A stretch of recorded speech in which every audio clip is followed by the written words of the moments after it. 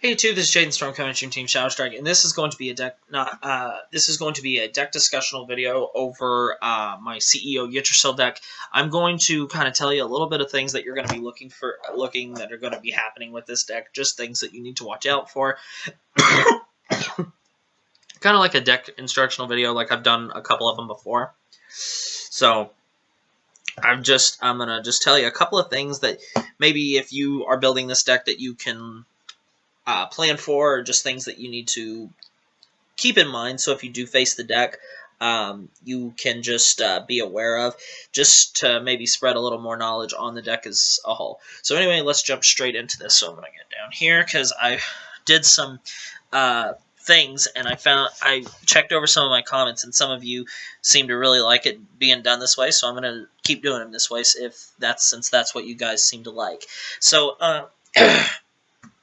first off, let's talk about this card known as CEO Yggdrasil. This is a card that some people really don't like because and I'm not and by don't like I mean they don't like going against it because her effect really is at times unfair.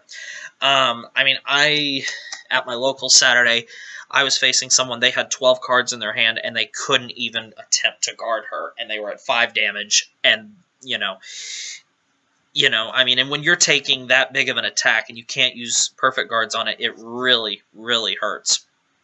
So, this card, what it does is you Soul Blast 6 when you attack, and you gain +1 critical, and you basically get a Glory Maelstrom effect. So, pretty devastating, right? Now, one thing that you need to keep in mind, and I think this goes without saying, is whenever you are playing a Legion deck, you need to max out on your Legion mate. That is your key card. There was one instance at my locals because, okay, so you have your Yatracel stuff, okay? You have your boss mate and boss monster or unit. Now, the other grade 3 that I play is this, which is Nyx. And I will say I was, not sure about her at first, but then I really grew to like her. And she legions with her mana, the grade 2 version that lets you take 3 Regalias out of the drop zone and shove them in the soul. And there was one instance at my locals where I fell to a trap that you need to remember. Keep account of how many Legion mates that are still in the deck. Because I had 2 of my Norns in the damage zone, and I had Soul Charged the other 2. And that's a problem, because that means I can't Legion with CEO. And what I had to do was I had to ride Nyx, purposely shrink my hand so I could use her second skill to Soul Blast 3 and draw a card.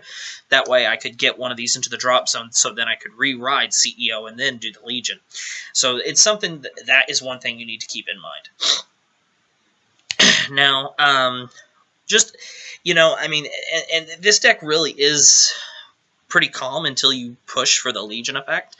I mean, there's a lot of things that people talk about, like what's the other grade 3 that you should run with this deck. I've seen some people, they like to play Angelica, and Angelica is a good card. I just don't like it because Angelica, the Break Ride, you cannot get that 10k power unless you Soul Blast those 3 cards, and I don't like Soul Blasting, unless it's a must. Yeah, that's just my opinion. And then you want to max out on the cards that give you the most advantage, like having your 4 CEO.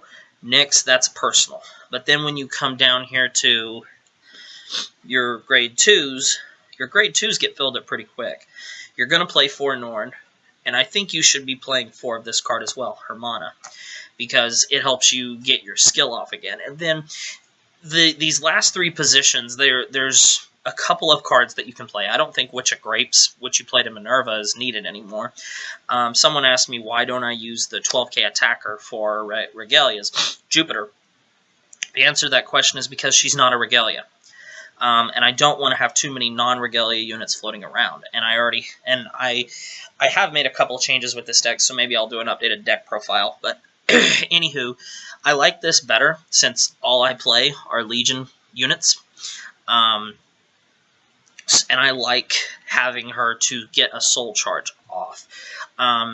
You could also use the promo Hesperus, but I just think that card is better. Now, grade 1s, a lot of different ideas on this, like quintet walls in this. Quintet walls, because see, we went from a very weird time in Vanguard. We went from break rides to Legion almost instantly. You know, I mean, there wasn't a long transition like Japan got. You know, to where quintet walls, when they first came out, they weren't good because there was no way that you could put those cards back. Now, because we have access to Legion cards, we can put those cards right back, you know, very easily. And that's what makes, you know, Legion so great, is because we can use our triggers for guard in early game and then put them right back in the deck, you know, because we don't have to worry about them. So that's why quintet walls are better, because it'll help you perform Legion quicker. Now, again, you need to max out on the cards that give you the most pluses, like this, which is, you know, your Shiny Angels, which, like Hermana right here, it lets you Soul Charge 3 from the drop zone, so you want to have less Regalias around. And then you have other cards like this, you know, that just help you power up your CEO. Now, another thing that I want to talk about real quick is the triggers. Now, and well, first we'll talk about the starters. This is the starter I've been using, Vivid Rabbit, and there's two other starters that you could use that I think are the only other ones that would make sense, and that is Prayer Angel and Amenho Akari. Now, this right here, Prayer Angel, what she does is if your Vanguard is in Legion, you can put her in the Soul to Soul Charge 3, and your Vanguard gets plus 5k. That's okay, I suppose. I think this is better for a Witch deck. I mean, I might playtest this, but the problem is if you face anything that can pop this, they're going to pop it instantly, because they do not want you to have this. This, I think, would be your second best option, because it lets you Soul Charge when you want. You know, but I've been playing the Grade 3 Searcher, and it's been doing fine for me. But that's just me. And then for triggers, there are people who say they want to max out on crits in this deck, but one thing that people forget is that CEO carries an additional crit. You know, so since she carries that extra crit, I like having extra triggers that do other things. So I still haven't got to the final trigger lineup that I'm going to use. I'm still kind of experimenting with that. But you can kind of, I don't think 12 crits is necessary in this deck. I really don't. I mean, you're free to try that, but I just don't think it's necessary. Now, one thing that you need to learn, the number one piece of advice that I could give you against playing against this deck is you need to guard early. You need to guard your opponent's Vanguard attacks. You need to guard your opponent's attacks on your Vanguard very early, because your grade, you do not want to have to try and manually guard her every time. And you would rather be able to say no guard on her at least once, maybe twice, because you do when she uses her skill. Because if you have to manually guard it every time, eventually you're going to run out of hand, you're going to run out of advantage, and you're just going to be in a hole. That's why she applies insane amount of pressure. That's why if you are playing against this deck, your grade 0 units are your best friend, because these are the only cards you can use to guard against her. You can't use grade 1s and 2s from your hand, although if you do have a grade 2 on the field, you may intercept with it. But that's the best way to counter this deck, is you have to guard early. You cannot take a lot of damage. You need to be aware of your opponent's soul count, because your opponent is going to count their soul regularly to see how many times they have set up for CEO's effect. Now, keep in mind, they're going to have 4 Hermana and 4 Shiny Angel in the deck to where they can reset her effect. But you need to keep count of these key cards, because the most important cards to this deck, obviously, is these two right here, the Legion. That's the most important. The next two are these, because these cards help set up for this effect, and then everything else is next. I mean, you could make a case that this is important. You can make cases if you that your perfects are important. But the cards that you see right here in front of you, minus really Nyx, even though Nyx is still a good option to just do a Legion to put triggers back, these right here are the most important cards in this deck. They really are. Legion, your support Legion mate, and then your 4 tech 1, your techs that let you put cards back. I guess this isn't really a tech, this is probably a staple. But that's the best piece of advice I can give you against this deck, CEO, because it will give you an insane amount of pressure, you know, in the late game. If you have not faced against this deck yet, it will give you a lot of pressure, and trying to have to manually guard this, and this gets really big. I mean, to give you an idea, guys, let's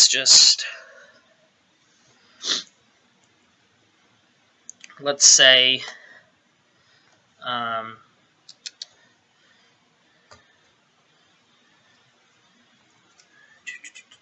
where is it? Alright, let's say we have 2 of these in the soul, random. Let's put 1 of those in the soul, a random.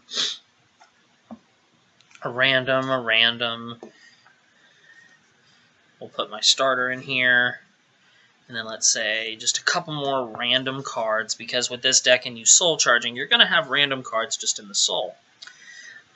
So let's say this is your soul, okay? And let's say the turn you Legion, you have a Freya here. Let's say you have maybe an extra just Nyx here for a power. And then let's say you have this. And then one card that really helps this deck out is this.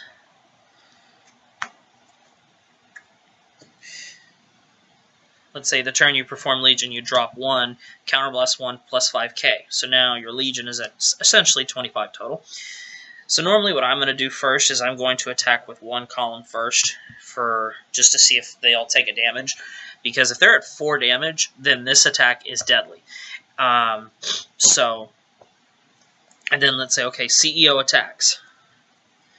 Anytime that you can Soul Blast Norn or the stand trigger, it's more power. So let's say we Soul Blast 4, 5, 6. So we Soul Blast 6 cards. Each of these give off an effect. When this card is Soul Blasted, 5,000 power to the Vanguard. So 1, 2, 3, 5, 5, 5, 5. 5 times 3, 15. So now 5 off this too. So essentially CEO just gained 20,000 power. So 20 plus 20 is 40. Plus our own skill, which if there's a card in this column, it's another 3. So 43, boosted by 7. 50,000 plus a crit at your opponent's Vanguard, and they can't use grade 0s to guard. And then the next turn, say they survive that. And these are in the drop zone. Call. Take 3 Regalias out of the drop zone, shove them right back, and you can do it again. That's why this deck is so deadly, because you can just recycle the cards that give CEO a power boost and keep shoving them in and out of the soul. So, anyway, guys, I hope this helps you. This was just to maybe spread a little knowledge on this deck, because I know it is a problem deck. It's a very, very hard deck to play against when the soul charges and the opponent is just hitting the right things. So, I hope this helped you somewhat. If you have any other questions on this deck, feel free to ask. I'll be happy to answer them. I didn't have a whole lot of pointers for this deck. I just wanted to share what I did know. So if there is any other question you have, just leave it in the comment section below and I will answer it for you. So thank you very much for watching. Comment, rate, subscribe, thumbs up this video for me, and I'll see you guys later.